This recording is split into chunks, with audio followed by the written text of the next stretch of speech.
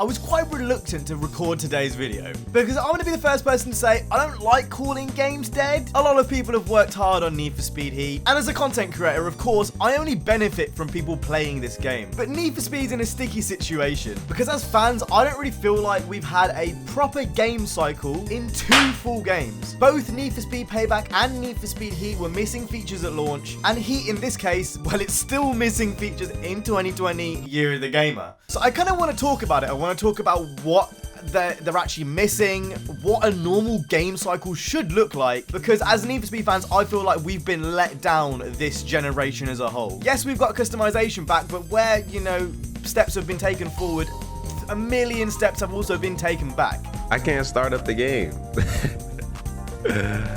I'm pressing A.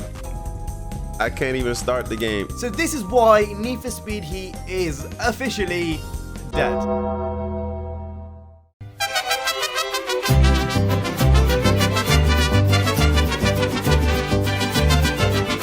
So let's start off with what a normal game cycle looks like. Today we're just going to use COD as an example. I know COD's on a 3-year game cycle and Need for Speed is on a 2-year cycle because of how the development works. But just roll with me, the same basic premise will still count. Pre-release, everyone's excited. E3, preview. The game launches usually with some pretty glaring bugs, and as a result, for the next few months, quality of life improvements will be rolled out to make sure that any big problems are ironed out before Season 1 of Live Service drops. Season 1 of Live Service drops with a bunch of new maps, guns to keep the players interested, and bring back any players that have probably lost interest due to the glaring bugs that I mentioned previously. Publishers will look at starting to monetize the game a lot more during this period as the initial honeymoon phase is over. This will be rinse and repeat with Season 2 and 3, and the monetization usually gets worse the further we get in as less people are playing the game, until leaks and, you know, news starts coming out about the next COD game, and the cycle begins again. Now let me explain Need for Speed Heat's life cycle in a little bit more detail as well, since this is a Need for Speed video. The game got announced at Gamescom, everyone was very excited, and to be fair, the Gamescom demo is actually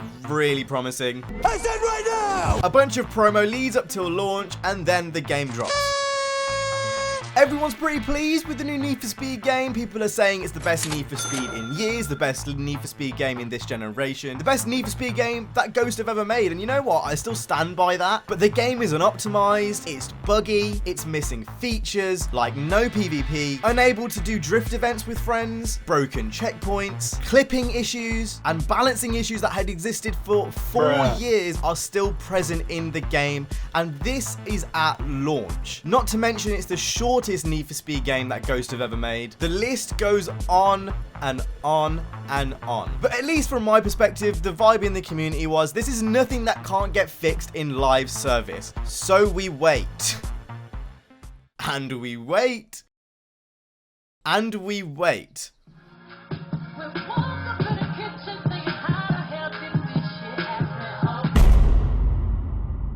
Wait. Excuse me. Now, I have my own opinions on what I think of the Criterion move. I don't have a problem with the move itself. I've made those videos. You can go check out those videos if you want to go watch those videos. And since then, other major world events have happened since, which I can't talk about unless I'm going to get demonetized. You know what I'm talking about, Modelo. But what I most certainly do have a problem with is EA, Criterion, Ghost, whoever it is, not adding the key features that were missing at launch to this game and leaving it dormant. So that now means that we have not had a comprehensive Need for Speed game the whole generation. Rivals was buggy, 2015's handling didn't work, Payback's progression was absolutely morsk, and we are left here with Heat. Do I even have to repeat the issues? Which takes us perfectly to the next portion of this video.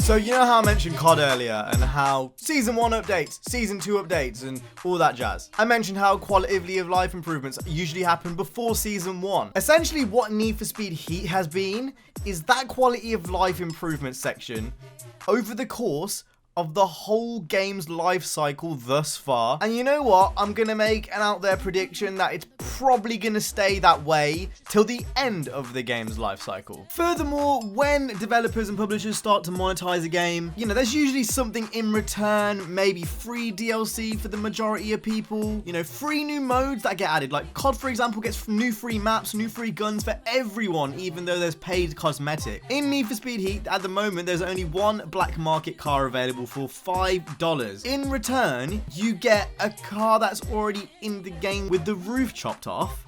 Excuse me. Now, you know what? If, you know, all the problems were solved and if the game had PvP and it had endgame and it had multiplayer, I can understand why you'd make an argument for buying the DLC. But sorry, when this game has all the issues I have just mentioned, I don't get it. Then to add further salt in the wound, the paid car is the second fastest car in the game. It's the only one that can hang with the RSR, and you're selling it for that's one car for $5.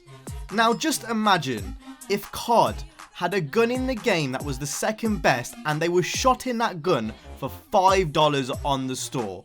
Could you imagine that outrage? So why is it any different with Need for Speed?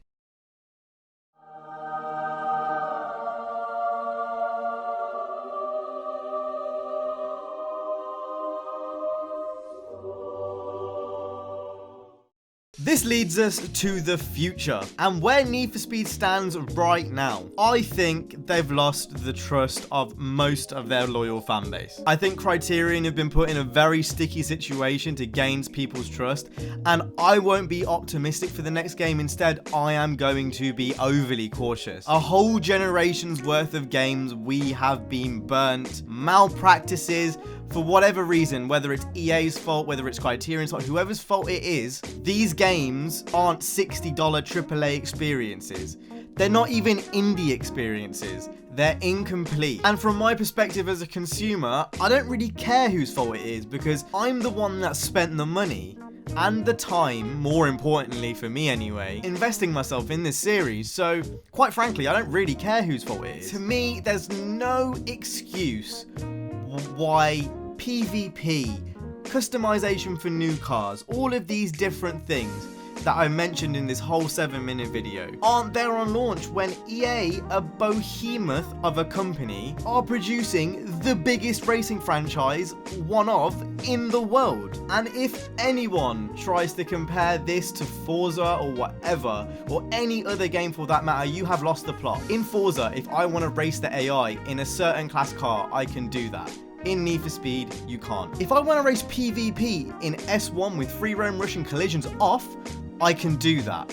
In Need for Speed, I don't even have the option to go into PvP to begin with. In Forza, if I want to play Infected, I can do that. In Need for Speed, I don't have that option.